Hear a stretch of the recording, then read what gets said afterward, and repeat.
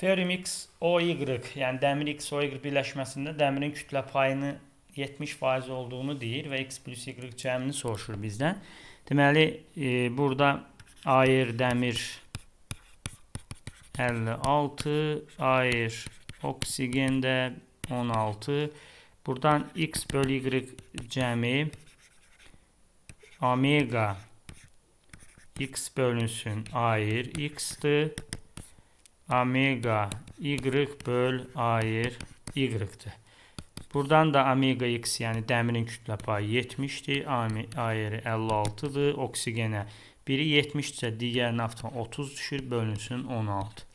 Buradan da 70 ilə bu sıfırları açsam, bu ilə bu 8'də 1 bölünsün 3 böl 16.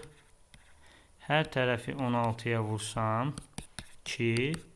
Bunlar da getdi 2 bölünsün 3. Yəni birləşməmiz dəmir 2O3'dür. Dəmir 3 oksiddir. Burada X plus Y cəmi də olacaq 5.